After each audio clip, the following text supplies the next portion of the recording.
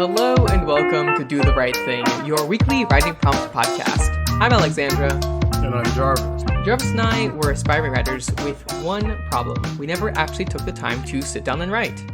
So to solve that issue, we issue a challenge. Each week, you sit down and write a complete short story using 3 or 4 randomly generated words. Then we come on the podcast, we read a story, we talk about what we learned in reading it, and then we talk about other stories sent in by wonderful listeners. Exactamundo, we're simply here to help you do the right thing. A Doof Media production. It's a production. Doof Media produced it. Thanks. Thanks to our partners at Doof Media.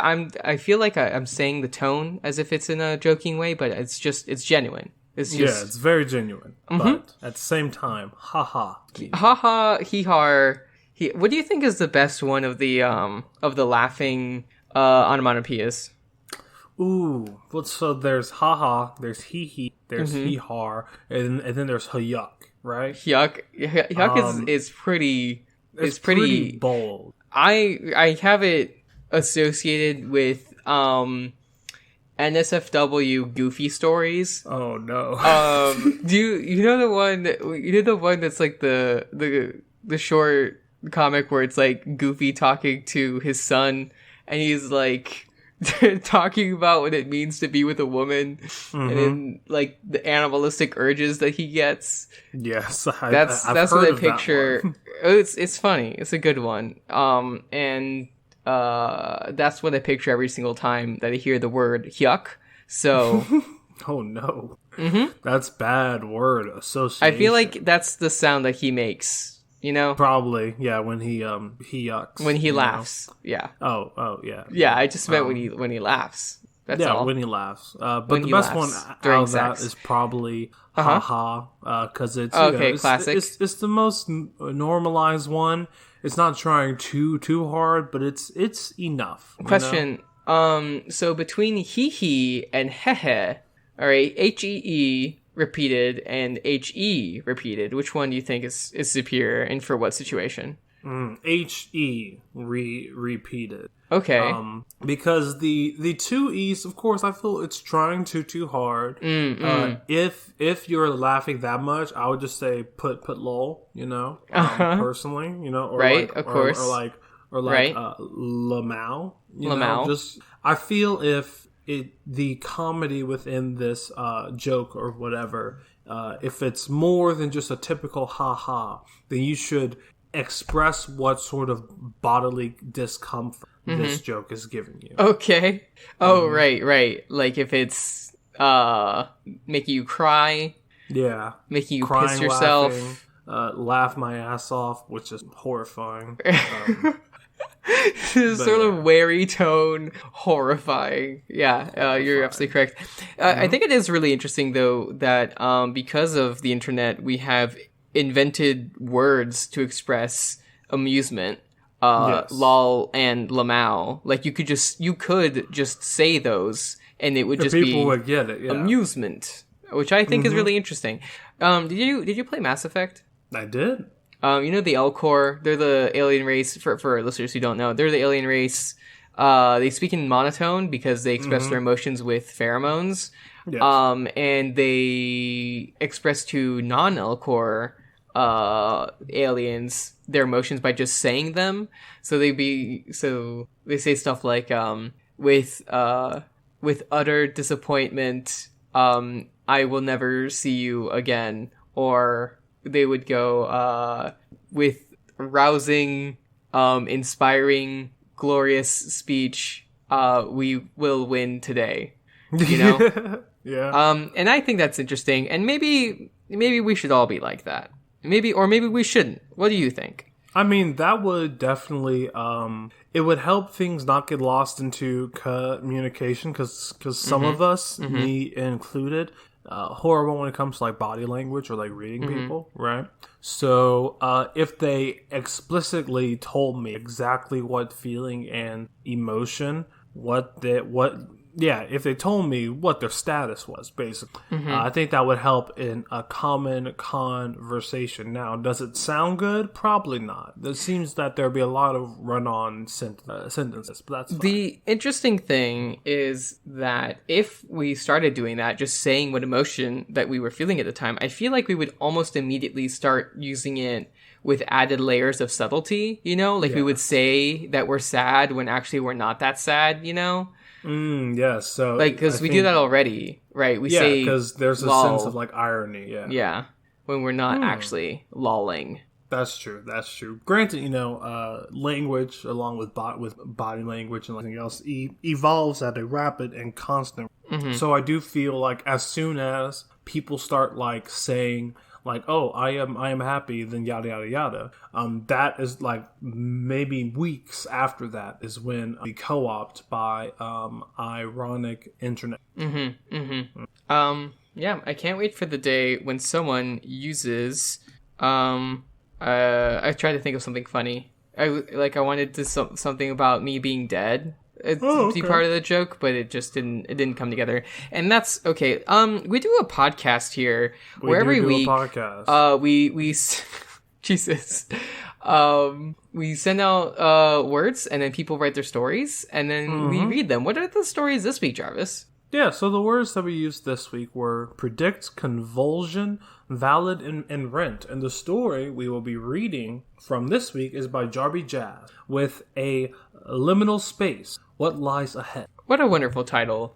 I think I will say before going into it, because I didn't realize this until like halfway through, that this is a part of the ongoing series that they have had with the flesh crafters and stuff. Yes. That is correct, right? Let me just double check because I was worried. Yes, it is. That's what I thought. All right, I'll get to reading. Cool. Yeah.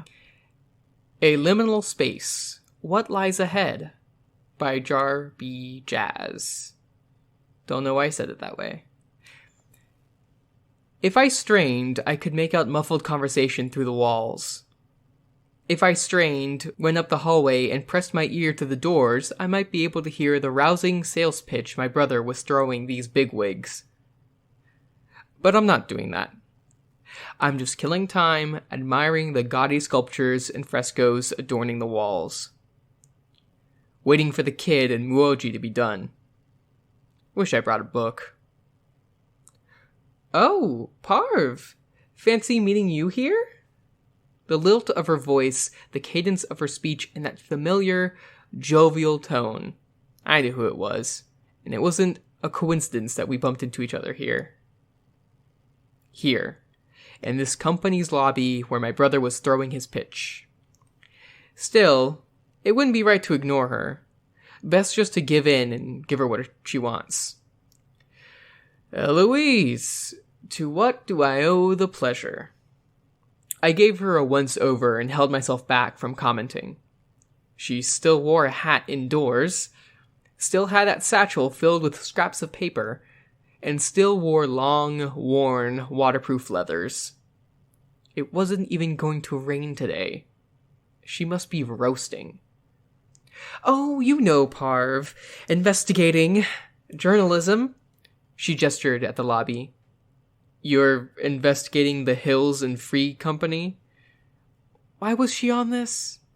I wondered if she pissed her boss off. Does she still have the same boss? Of course! These guys are a piece of work. Rich, leeching off the honest men, and taking advantage of all the horrors to sculpt people. My eyebrows rose. She couldn't possibly mean financially sculpt them, you dolt. It's a turn of phrase. Well, I knew that, of course. But you never could be sure around Falmouth. They've been pushing rent up in places that have been suspiciously free of attacks. They've been pushing rent up in places that have been suspiciously absent of attacks. It stinks of corruption. She spoke in a whispered shout. I just pointed to one of the more ostentatiously gilded statues and fixed her with a flat look. Corruption? Here? And I thought this fancy artwork was a sign of their selfless nature, Eloise. She huffed and turned away, hiding a small blush in a smaller smile. Fair and valid points. All right, you came to me for a reason. What can I help you with? Did you seek me out just to rant about how the rich traders are, predictably, taking the opportunity to line their pockets? No. I knew you were coming into town with your brother and son, and I thought you could give me a hand with an investigation. Like the good old days. My son? The good old days? Alright, first off, Brandon is my cousin. He's way too old to be my kid.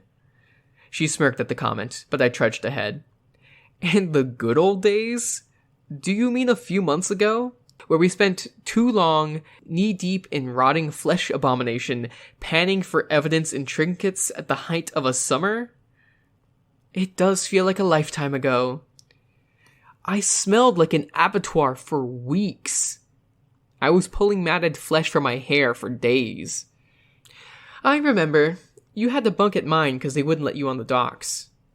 Yes, we had to go to the university to do their deep cleaning. I think I involuntarily shuddered. Oh, it wasn't that bad, you big baby. Of course, you would enjoy that. What are you getting at? She squinted as she said that. Nothing, I said too abruptly.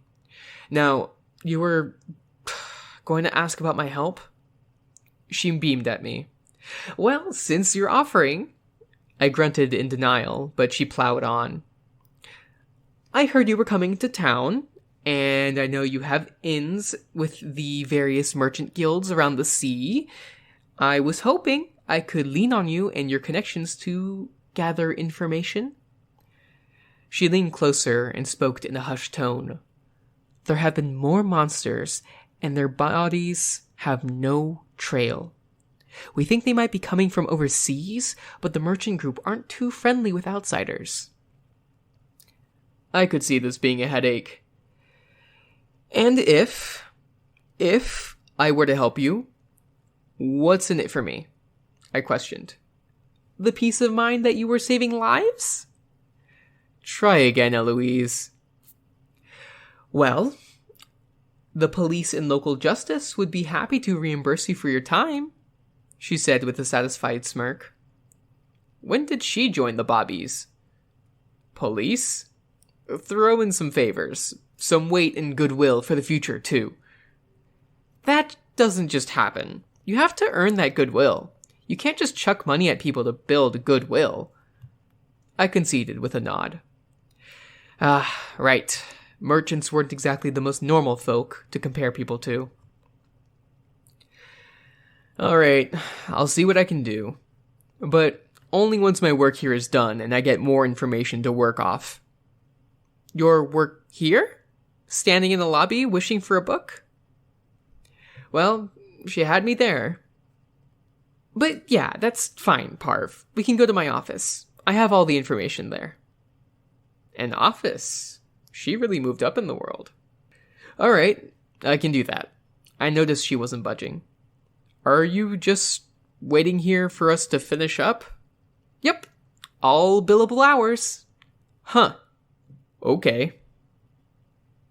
And I'm waiting? Waiting for what? For you to ask me about my new job?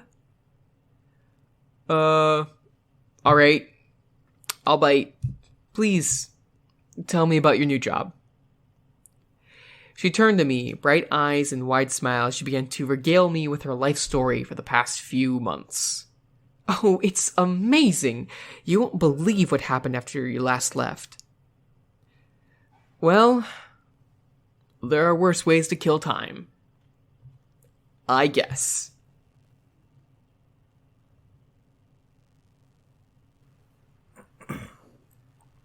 Well, all right. I think that this is a really solid story. I really enjoy the dialogue here. It's really pulling its weight and telling us a lot about these characters, and also really fostering whatever relationship is really here.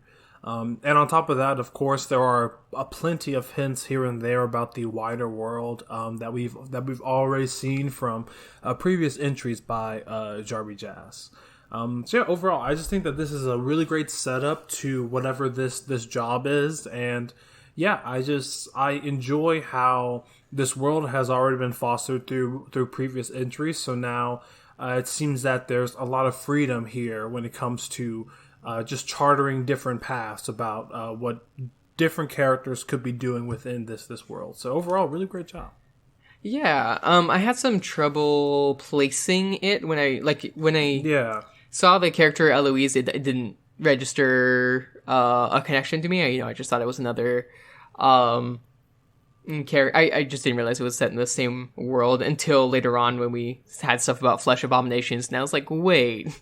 I've gotten pretty familiar with the concept of flesh abominations from this particular person, and then checked that the name matched.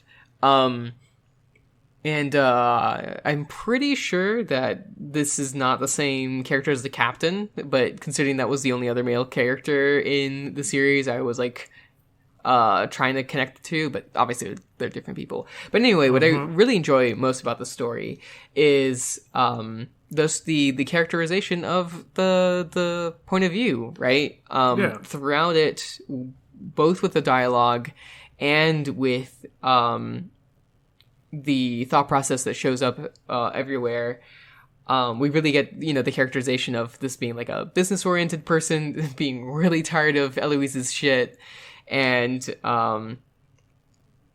the kind of annoyed, bored person that they are, without it actually becoming boring, which I think is kind of hard to balance.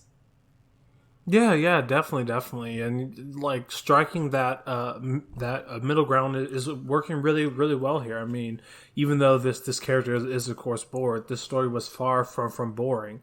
In fact, it almost feels like we are, like, as I said, setting up a new path, a new adventure in this world that so far I wouldn't say has been bogged down, but has been highly focused on the adventures of these two officers, right? So I do like that we're still within the same world, but we are trying out something new, which I always love. Yeah, I think one thing that was part of why I didn't immediately connect is because Eloise is talking about journalism. She had been investigating, but I hadn't connected it to a news sort of thing. I think that might have been one thing throwing me off, but that's fine. I don't think that's a significant thing. But I like the correction that the main character is making about the cousin not being his son, right? Because that both characterizes Eloise, getting those things confused, maybe even intentionally, and this guy being indignant about it, and then the it sort of implies like a little bit more of a history with them. Yeah, exactly. Yeah, and I think that's, of course, one of my favorite parts is that there is this sort of history that has been omitted from this story, to where you can tell that they have this sort of candor that's probably been fostered over years, but there's no clear indication as to how they exactly know each other. Well, we have a bit, when they work together, trudging through writing Flesh Abomination, going to the university. Although, yes, we don't have like a strict like label to put on what those activities were. Yeah, exactly. The main thing here is this dialogue. Although I want to say with the the asides we get in the thought process, the first person, I think this does a really good job of having those, let's just go to the beginning, right? The two paragraphs going, if I strained, I could make out muffled conversation through the walls. If I strained, went up to the hallway and pressed my ear to the door so I might be able to hear the rousing sales pitch my brother was throwing these big wigs. I think that's really good because it shows that it has a description of what's going on, right? Through the walls, the muffled conversation, what's going on, what is that muffled conversation, the context and everything.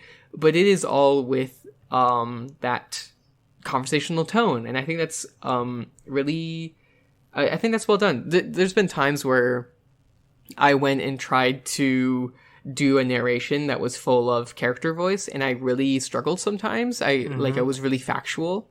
And I think this is a really great example of it not being factual, of it being character voice without like getting lost in the thoughts, right? Like all of these indirect characterization and narration is in that character voice without while still being grounded in description and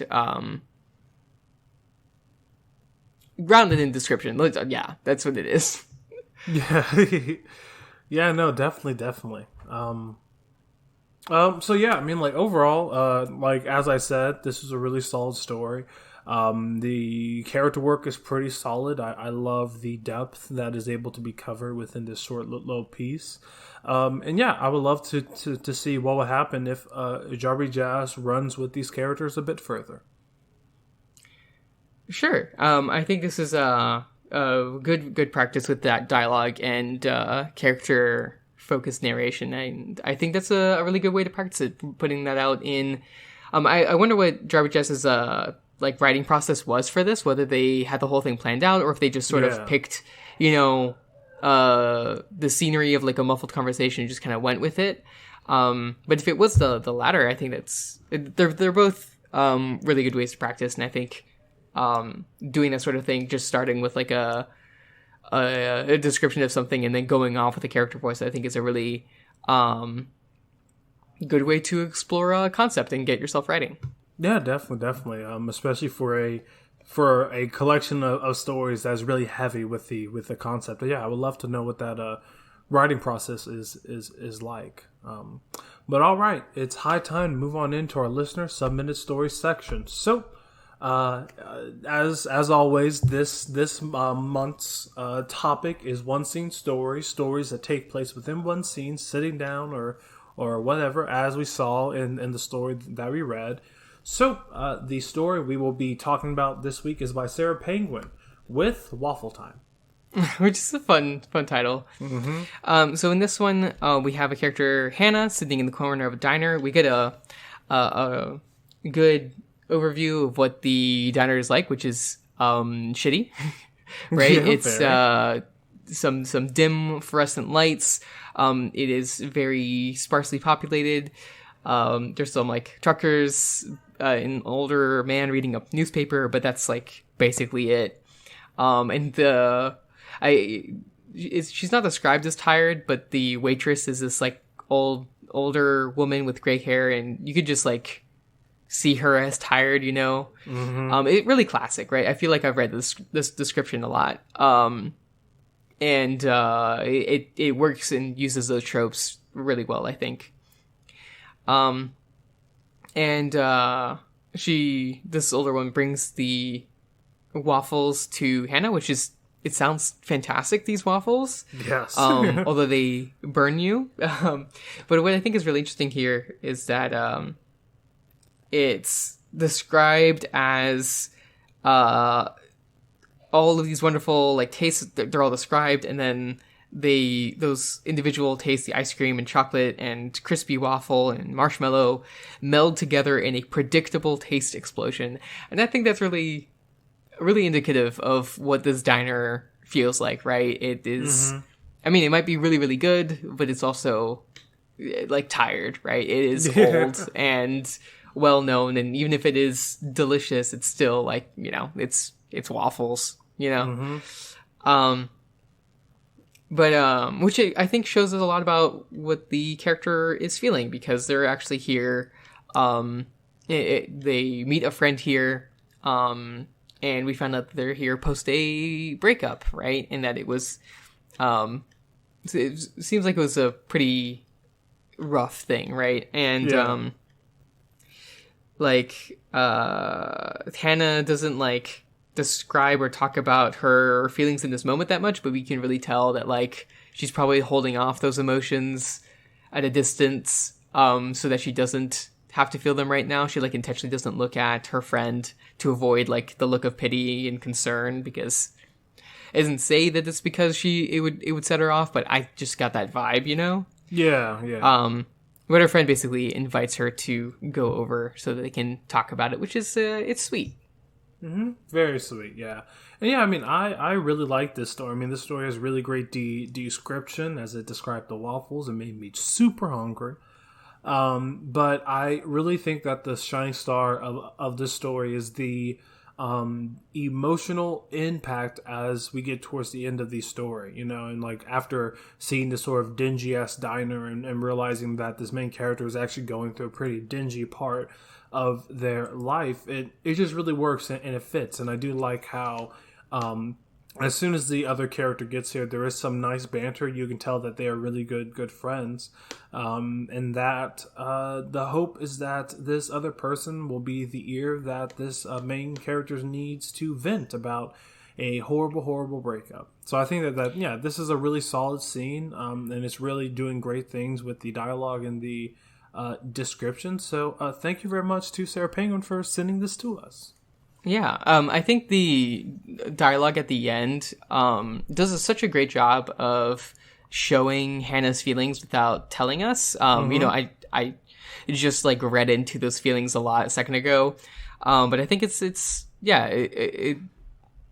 you can relate a lot to even just like the one dialogue of one sentence of if I talk about it, I'll end up convulsing from crying so hard. So I'm going to stuff myself and hope this gives me a heart attack instead. Which is like, it's, you know, it's a funny banter. We get a bit of insight in what their friendship is like, what Hannah's humor is like, but also really how she's feeling, and the complex thing of like, she's feeling really bad, but also she's deflecting with humor, but also she's trying to convey that she's not doing well. And all those layers showing up in each of those sentences. So it kind of feels like Sarah Penguin has a really good grasp of what this character is supposed to be feeling.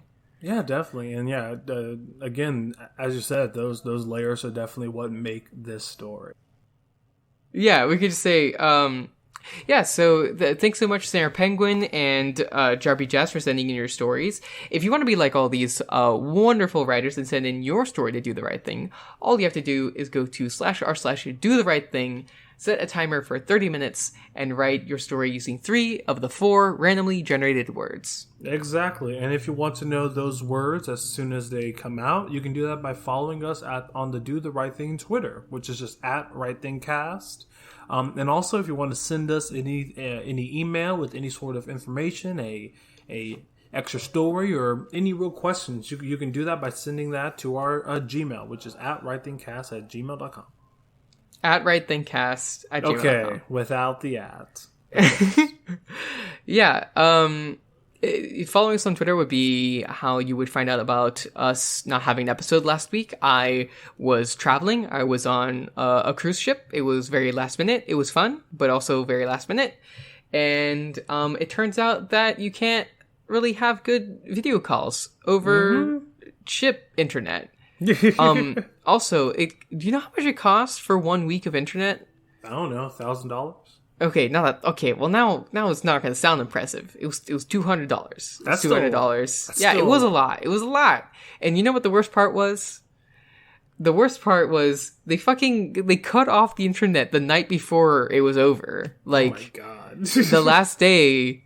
It's like, it was really annoying because I had like some things to do. And then I wanted to also like look up our flights and stuff, right? But I couldn't do that until I got off the ship. It was like, why do you? Yeah, that's awful. I paid $200, bro. Come on. Yeah, well, I guess those 200 ran out. I guess, I don't know. Also, the weird thing, they had one of the other deals was like you pay for minutes, right, of internet, but like the minutes was they had normal Wi-Fi, which was like everything but streaming, so you can't watch any videos at all. And then they had a premium that had videos, right? The minutes were like, it was like $100 for like 2 hours. Like, that's it, just 2 hours for the whole thing. God. And again, only like half the price for the whole week. And it was only the normal you couldn't even watch YouTube videos for 2 hours. in minutes. I don't know. It seemed ridiculous. And I saw someone actually pay for that, and I was like, that's terrible. That's awful, yeah. But hey, you're on their ship. Anyway, you would have seen the announcement that we didn't have an episode last week, and also you would have seen the words for this week come out early, because they did. But we'll be keeping those words that were announced last week going forward, but we'll also reiterate them at the end of this episode. Anyway, we are here at Doof Media, and Doof Media is doing so many wonderful things. Yeah, thank you. And let me just go into I know I always focus on them, but I love them. The book club and the game club are both this weekend. So the book club is Friday at 9:30 Central Standard Time, and the game club is at 9:30 Central Standard Time on Friday, sorry. And the game club is on Saturday at the same time. Oh shoot, I should look up what the book club is doing it over, but I know that the game club is going over Crypt of the Necrodancer, which is a fantastic indie game. And I'm really excited to see Elliot and Ruben talk about it, because it's a lot of fun. I am really, really bad at it, actually. I don't think I ever got past the second level, but the second stage, second set of levels, you know what I mean. Anyway, the book club was Gideon the Ninth, which I don't know anything about it, except that the cover is kind of cool. It's got necromancers, apparently. Ooh, then I will read it. In the 2 days before we go. Yeah. I'll read that along with everything else I have to read tonight. The beginning of the summary says, the Emperor needs necromancers. The 9th necromancer needs a swordswoman. Gideon has a sword, some dirty magazines, and no more time for undead bullshit. That's fun. I like it. Okay. So if you want to get spoiled on that, tune into the book club on Friday. And the other thing I wanted to mention is, so Pale is finishing up. If you were reading Pale but have fallen off of the wagon and are not caught up, now is a great time to go and do that. I think the last chapters are, like, the main part of the story is not quite over, but I think it's, like, almost there. I think this is definitely the final arc until there will also be an epilogue, I'm sure. But the point is, it's definitely ending, like, this month, maybe the next, probably this month. Which is really exciting. It's crazy. I have no idea what I have some ideas of what Wildbow's doing next, but I'm excited to see what he's doing next. But also, we will be doing All Packed Up 2, which was the 24-hour live stream that Elliot and Ruben did after they finished Packed last year, which was so much fun. Really enjoyed taking part in that. We'll have some bits in it too as well.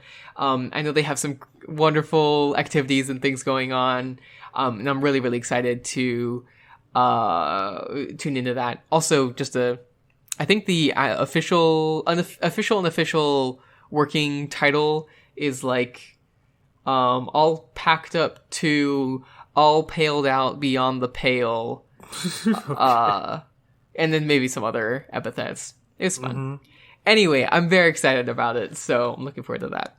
And then lastly, I also want to mention that the Do the King Thing contest wrapped up a while ago, and the final voting on the winning stories is happening right now. So if you're a patron, go and check in on the Patreon and make sure that you've voted in those. I think the main round of voting is over, and now there's voting for, like, the very, very finalists, so that's exciting. And the last thing is that there is that the Rationalist short story contest thing that we mentioned, I think, last week.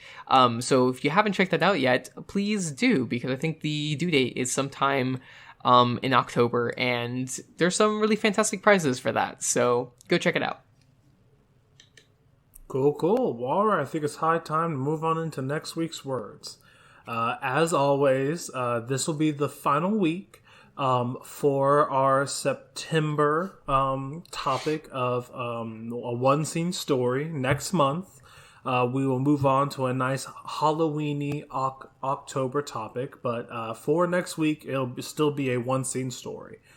And the words you will be using to write your one scene story are needle, chat, drop, and work. Okay, so needle, as in the piece of metal that is used to sew clothing, right? Mm-hmm. You attach a string to it. You put the string through the eye of the needle, which is a very, very small space, and you have to like lick the string to make sure it like sticks together, and then you can like poke it through, and then you always like miss or like splits, and then you really and then you do it again. And then you try like twisting the string and like licking it, and that works a little bit more, but then it like bends a little bit, or like there's like a little piece of fabric off to the side and that pulls it out, and it's just infuriating. Yeah, that's a needle. So, yeah, that's a metaphor. What, aphorism? Is that the term? Threading the eye of the needle, something like that. Aphorism. There's that Bible verse about how rich people can't go to heaven. About needles. You know the one? Oh, I don't know that one. It's easier for a rich man to go through... No, easier for a camel to go through the eye of a needle than a rich man to get into heaven. Oh, okay. That's hilarious. It's pretty savage. Did you know that Jesus was based? He was very based. In fact, I'm pretty sure he came up with the phrase base. He was like, yeah, I am the base. He is. Would you say that he is base God? He is base level God. Yes. Damn. Anyway, needles are sharp things. They can hurt you. Needle points are also sharp. Is there any others? Can you think of anything else? I think that's it for needle. Okay. The next one is chat, which is a kind of conversation that you can have. We also have chat rooms here on the internet where we talk to one another. Chat is CHAT is cat in French. Yes, it is. That's something. Mm-hmm. Chat is a band. Is it? Yeah. Or what they're kind called of band? They're called the Chats. I think it's like Brit punk. Brit punk. Mm-hmm. That's tragic. The next word is drop, which is to let something go and let it fall downwards. Yeah. There is a supply drop in a lot of games. Mm-hmm. Which is where you leave something. It could be an information drop where it's like they're just sneakily leaving information in the location so they don't have to meet up and risk the spies like getting caught together. Mm-hmm. That's a dead drop. That's what it is. Yeah. In Australia, there's drop bears, which are very deadly creatures that live in trees and can kill you. It's terrible. Which you have to find out. You have to watch out for them. A droplet is a little small amount of liquid that drops down. That's all I got. And the last one is work, which is hell. Which is when it's effort being put in to do a thing. That's work. That's work. Yep.